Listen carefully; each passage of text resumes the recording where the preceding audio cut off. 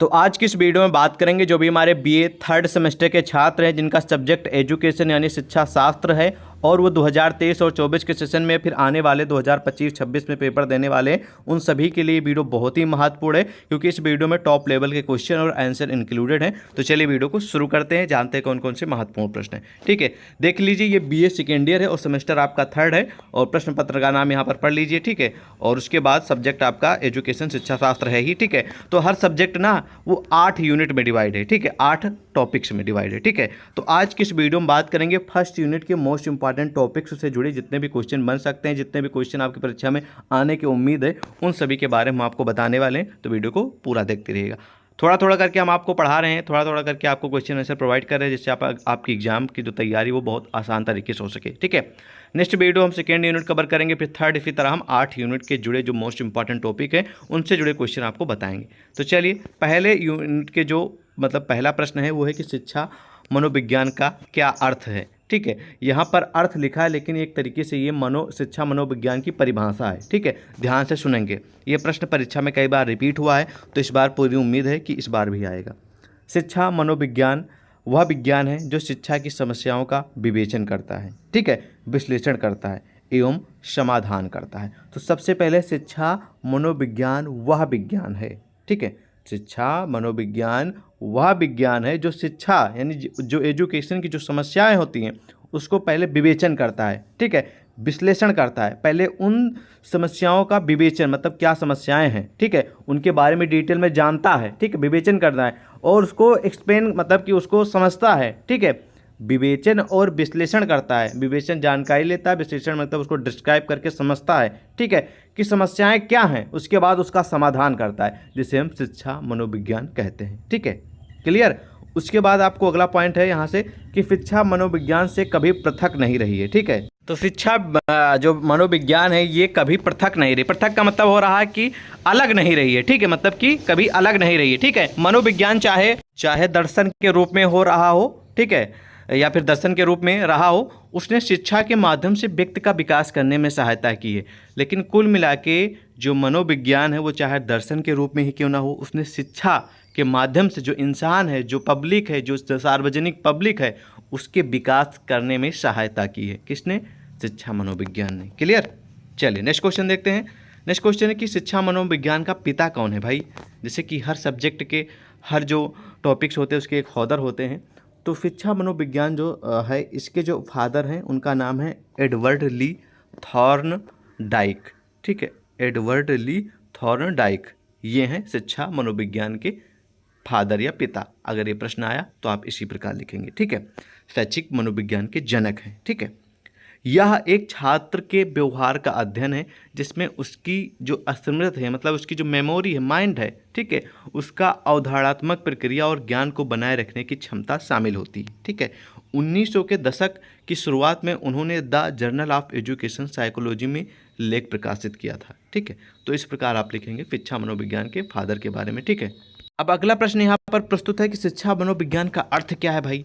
ठीक है, तो शिक्षा मनोविज्ञान के अर्थ के बारे में जानते हैं। ठीक है, ये प्रश्न महत्वपूर्ण है। ऐसे ही प्रश्न आएगा कि शिक्षा मनोविज्ञान का अर्थ बताइए, शिक्षा मनोविज्ञान की परिभाषा बताइए, जानते हैं। ठीक है, यहाँ पर लिखा शिक्षा को अंग्रेजी में क्या कहते हैं? एजुकेशन कहते हैं, जो लैटिन भाषा के एजुकटम का रूपांतर है जिसका अर्थ to bring up together. Hindi में शिक्षा का अर्थ ज्ञान से लगाया जाता है। किससे?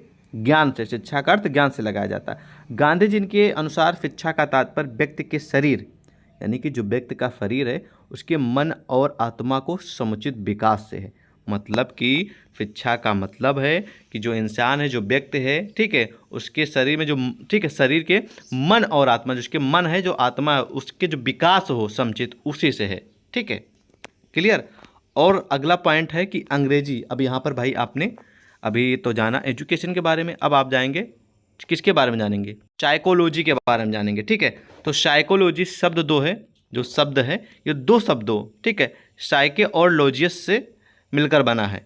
ठीक है, साइके का अर्थ है आत्मा और लॉजियस का अर्थ है विचार विमर्श। ठीक है, अर्थात आत्मा के बारे में विचार ठीक है, विमर्श या अध्ययन मनोविज्ञान में किया जाता है। अर्थात आत्मा के बारे में विचार विमर्श या अध्ययन मनोविज्ञान में किया जाता है। शिक्षा मनोविज्ञान से तात्पर्य शिक्षण एवं सीखने की प्रक्रिया है, इसको सुधारने के लिए है। ठीक है, ध्यान से सुन लीजिए, ये बहुत ही टॉप लेवल का क्वेश्चन है। शिक्षा मनोविज्ञान से तात्पर्य यानी शिक्षण जो लोग पढ़ते हैं, पढ़ाते हैं, ठीक है, सीखते हैं, सिखाते हैं, उनकी प्रक्रिया को सुधारने के लिए मनोवैज्ञानिक सिद्धांतों का प्रयोग करने से है। शिक्षा मनोविज्ञान शैक्षिक परिस्थितियों में व्यक्ति के व्यवहार का अध्ययन करता है। ठीक है, तो इस प्रकार लिखेंगे आप लोग शिक्षा मनोविज्ञान के अर्थ के बारे में यदि प्रश्न आए तो। अगला प्रश्न है कि मनोविज्ञान की कुछ परिभाषाएं हैं जो कि अलग अलग विद्वान हैं, अलग अलग जो हमारे शिक्षा शास्त्री हैं उनके अनुसार अलग अलग है। जैसे कि वाटसन ने कहा है कि मनोविज्ञान व्यवहार का शुद्ध विज्ञान हो, ये इन्होंने परिभाषा दी है। ठीक है, विलियम जेम्स ने कुछ दूसरी परिभाषा दी है। ठीक है, वुडवर्थ विद्वान है, इन्होंने कहा कि मनोविज्ञान वातावरण के अनुसार व्यक्ति के कार्यों का अध्ययन करने वाला विज्ञान है। तो इसी तरह सभी जो हमारे विद्वान हैं उनके अनुसार जो मनोविज्ञान उसकी परिभाषाएं अलग अलग हैं। आप सभी के समस्त इसलिए मैंने प्रस्तुत कर दी कि परीक्षा में अगर पूछ लिया जाए कि जेम्स ड्रेवर के अनुसार मनोविज्ञान की परिभाषा बताइए, या फिर वाटसन के अनुसार बताइए, या फिर किसी भी विद्वान के अनुसार बताइए, तो आप अच्छे से उस प्रश्न का उत्तर दे पाएँ। इसलिए मैंने सारे विद्वानों की जो परिभाषा है मनोविज्ञान की वो प्रस्तुत कर दी है, तो आप लोग पढ़ लीजिएगा। ठीक है, ओके। अब अगला प्रश्न है कि मनोविज्ञान की 5 जो अवधारणाएँ हैं उनके बारे में बताइए भैया। तो चलिए, सिंपल सा मैंने प्रश्न आप लोगों के समस्त प्रस्तुत कर दिया। यह हाई लेवल का प्रश्न है, परीक्षा में अक्सर पूछ लिया जाता है कि मनोविज्ञान की 5 प्रमुख अवधारणाएं क्या क्या है। तो सबसे पहली आत्मा, दूसरा है मन, तीसरा है चेतना, एवं अगला है व्यवहार। ठीक है, मनोविज्ञान की विषय वस्तु के रूप में विश्लेषण ठीक है एवं व्याख्या कर सकेंगे। तो यहाँ पर जो ये दिए गए हैं मन, ठीक है, आत्मा, मन, चेतना एवं व्यवहार मनोविज्ञान की विषय वस्तु के रूप में, ठीक है, विश्लेषण एवं व्याख्या कर सकेंगे इन 5 अवधारणाओं के बारे में। ठीक है, इसके बारे में आपको डिटेल में बुक में, इंटरनेट पे पढ़ लेना है। इसका उत्तर मैंने देखा था, बहुत डिटेल में था, इसलिए मैंने आपको शॉर्टकट में बताने का प्रयास किया है। और मैं आपको सजेस्ट कर रहा हूँ कि महत्वपूर्ण प्रश्न, इसका उत्तर तैयार कर लीजिएगा। ठीक है, क्लियर। अगला प्रश्न है कि शिक्षा और मनोविज्ञान के बीच संबंध बताइए। ये भी महत्वपूर्ण प्रश्न है आप सभी के लिए, ध्यान से सुनेंगे। शिक्षा और मनोविज्ञान के बीच संबंध क्या है। तो वर्तमान में शिक्षा को प्रभावशाली एवं उपयोगी बनाने में मनोविज्ञान विशेष रूप से सहायक हो रहा है। ध्यान से सुनेंगे, वर्तमान में जो शिक्षा है इसको और भी इम्पैक्ट वाली बनाने के लिए, प्रभावशाली एवं उपयोगी बनाने में, ठीक है, जो मनोविज्ञान है ये विशेष रूप से सहायता कर रही है, विशेष रूप से इसकी मदद कर रही है। ठीक है, इसी कारण इस बात पर बल दिया जाता है कि शिक्षा का मुख्य आधार मनोविज्ञान होना चाहिए। तो शिक्षा का जो मुख्य आधार है, जिस पे डिपेंड होना चाहिए, वो है मनोविज्ञान। ठीक है, आज की शिक्षा पूरी तरह से बल केंद्रित है। इसका परिणाम यह हुआ कि शिक्षा और मनोविज्ञान एक दूसरे के बहुत निकट आ गए हैं। ठीक है, यही कारण है कि शिक्षा का मूलाधार मनोविज्ञान हो गया है, यानी कि मूल आधार जो है वो मनोविज्ञान हो गया है। शिक्षा का मूल आधार जो है मनोविज्ञान हो गया, अतः शिक्षा और मनोविज्ञान में घनिष्ठ संबंध है।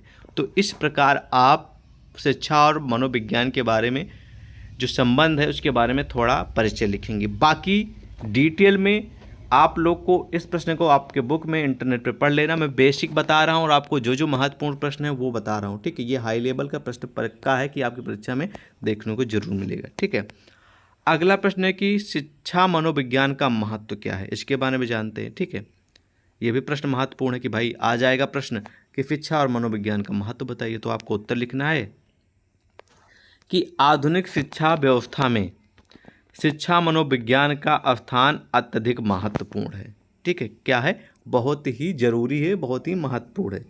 शिक्षा के उद्देश्यों को प्राप्त करने में शिक्षा मनोविज्ञान अत्यंत महत्वपूर्ण भूमिका करता है, यानी कि उसका जो रोल है बहुत ही महत्वपूर्ण है, बहुत ही जरूरी है। शिक्षार्थी, शिक्षक तथा शिक्षा व्यवस्था तीनों ही दृष्टि से शिक्षा विज्ञान का महत्व व उपयोगिता, ठीक है, ध्यान से सुनेंगे, क्या है, असंदिग्ध है। ठीक है, शिक्षा से संबंधित अनेकों प्रश्नों का उत्तर शिक्षा मनोविज्ञान ही प्रदान करता है। यानी कि शिक्षा से संबंधित जितने भी प्रश्न बनते हैं उन सभी का उत्तर जो है वो शिक्षा मनोविज्ञान से ही प्रदान किया जाता है या फिर प्रदान करता है। बालक की शिक्षा कब प्रारंभ करनी चाहिए, ठीक है, इसके बारे में ही बताता है मनोविज्ञान। ठीक है, सहज ढंग से सीखना कैसे संभव, यानी कि बहुत आसान तरीके से किसी चीज़ को सीखा कैसे जा सकता है, वो कैसे संभव है, वो भी मनोविज्ञान बताएगा, शिक्षा मनोविज्ञान। ठीक है, किस प्रकार से शिक्षण को प्रभावशाली बनाया जा सकता है, किस प्रकार पे जो शिक्षा है इसको इम्पैक्टफुली यानी कि एक प्रभावशाली, ठीक है, जिससे किसी चीज़ में प्रभाव पड़ सके, ठीक है, वो प्रभावशाली बनाया जा सकता है, ये भी शिक्षा मनोविज्ञान के माध्यम से पॉसिबल है। भाषा को सरलता से कैसे सिखाया जा सकता है, ये भी आपको शिक्षा मनोविज्ञान ही बताता है। ठीक है, शीघ्र व रोचक ढंग से पाठ्य प्रस्तुत को कैसे स्मरण किया जा सकता है, छात्रों की मानसिक योग्यताओं का ज्ञान कैसे प्राप्त किया जा सकता है। ठीक है, अमुक बालक को माध्यमिक शिक्षा के उपरांत किस प्रकार के पाठ्यक्रम में जाना चाहिए, जैसे अनेक प्रश्नों का उत्तर शिक्षा मनोविज्ञान ही प्रदान कर सकता है। ठीक है, तो कहने का मतलब ये है इन सभी प्रश्नों का जो उत्तर है वो मनोविज्ञान यानी शिक्षा मनोविज्ञान ही प्रदान कर सकता है। ठीक है, तो इस प्रकार इसका महत्व है शिक्षा का। ठीक है, शिक्षा मनोविज्ञान का इस प्रकार महत्व है। ठीक है, क्लियर। अगला प्रश्न यहाँ पर और आपका है शैक्षिक मनोविज्ञान से जुड़ा क्वेश्चन है। तो देखिए दोनों हैं ही एक, लेकिन अलग अलग उत्तर हैं, तो आपको जो बेटर लगे वो तैयार कर लीजिएगा। ठीक है, शैक्षिक मनोविज्ञान का क्या महत्व है, तो शिक्षा मनोविज्ञान शिक्षक को अनुशासन स्थापित करने और रखने की अनेक नवीन विधियां यानी कि नए जो तरीके हैं, जो नई तकनीकी हैं, नई जो तरीके हैं, ठीक है, उनसे अवगत कराता है, यानी उनकी जानकारी देता है। नवीन अनुसंधान के द्वारा शिक्षक को नई शिक्षण विधियों का परिचय कराता है। ठीक है, नई रिसर्च के हिसाब से, ठीक है, कि नई नई जानकारी, नई नई चीज़ें बच्चे सीखें। इन विधियों के माध्यम से बालक का सर्वांगीण विकास होता है। तो इन सभी जो नवीन चीज़ें, अच्छी चीज़ें, नए नए जो टेक्नोलॉजी है, नए नए तरीके हैं, नए रिसर्च के बारे में बच्चे जानेंगे तो उनका पूरी तरह से विकास होगा। ठीक है, इसमें शिक्षा मनोविज्ञान की बहुत ही भूमिका है, तो इस प्रकार इसका उत्तर लिखेंगे। अब अगला प्रश्न है कि शिक्षा मनोविज्ञान की विधियाँ के बारे में बताइए, भी महत्वपूर्ण प्रश्न परीक्षा में आ जाता है, तो इसका उत्तर लिखेंगे। शिक्षा मनोविज्ञान में अध्ययन और अनुसंधान के लिए सामान्य रूप से जिन विधियों का प्रयोग किया जाता है उनको दो भागों में विभाजित किया गया है। ठीक है, तो कौन कौन से भाग है जान लेते हैं। पहला जो भाग है वो आत्मनिष्ठ विधियों का है और दूसरा है वस्तुनिष्ठ विधियों का। किस चीज़ का? वस्तुनिष्ठ विधियों का। तो कौन सी हैं आत्मनिष्ठ विधियाँ और कौन है वस्तुनिष्ठ विधियाँ, उनके बारे में जानते हैं। तो आत्मनिष्ठ विधियों में आत्मनिरीक्षण विधि है और दूसरी गाथावर्णन विधि है। तो ये हम आपको मेन पॉइंट बता दे रहे हैं। बाकी आत्मनिरीक्षण विधि में क्या होता है, गाथा वर्णन विधि में क्या होता है, ये हम आपको जब क्वेश्चन आंसर वाली पूरी सीरीज लेकर आएंगे तो उसमें आपको डिटेल में समझाएंगे। ठीक है, बाकी आप इसको ये उत्तर मतलब ये क्वेश्चन बहुत महत्वपूर्ण है, इसका उत्तर आप अपने अनुसार भी तैयार कर सकते हैं। ठीक है, अब अगली विधि है वस्तुनिष्ठ विधियाँ। तो वस्तुनिष्ठ विधियाँ में कौन कौन से आएंगे? पहले प्रयोगात्मक विधि आएगी, निरीक्षण विधि आएगी, फिर जीवन इतिहास विधि आएगी, फिर 4 नंबर पे उपचारात्मक विधि आएगी, नंबर 5 पे विकासात्मक विधि आएगी, नंबर 6 पे मनोविश्लेषण विधि आएगी, नंबर 7 पे तुलनात्मक विधि आएगी, नंबर 8 पे सांख्यिकी विधि आएगी, 9 नंबर पे परीक्षण विधि आएगी। ठीक है, 10 नंबर पे, ठीक है, आपकी साक्षात्कार विधि आएगी, 11 नंबर प्रश्नावली विधि आएगी, 12 नंबर पे विधात्मक विधि आएगी। तो ये प्रमुख विधियां हैं किसकी? और मनोभौतिक विधि है, ये भी विधि है। ठीक है, ये सब आ जाएंगी आपके वस्तुनिष्ठ विधियों के अंतर्गत। तो इस प्रकार प्रश्न आएगा तो आपको इसी प्रकार इसका उत्तर देना। बहुत ही महत्वपूर्ण वीडियो है, अगर आप धीरे धीरे अपनी तैयारी करते रहेंगे तो आपको काफ़ी एग्जाम में हेल्प मिल जाएगी। तो आज की इस वीडियो में फर्स्ट यूनिट से जो फर्स्ट यूनिट के मोस्ट इंपॉर्टेंट टॉपिक्स से उनके जो मोस्ट इंपॉर्टेंट क्वेश्चन बन सकते थे वो मैंने आप लोगों के समक्ष प्रस्तुत किए। बाकी सेकेंड यूनिट, थर्ड, इसी तरह सारे यूनिट कवर कराएंगे और इस पीडीएफ को व्हाट्सएप पे मिल जाएगी। जय हिंद।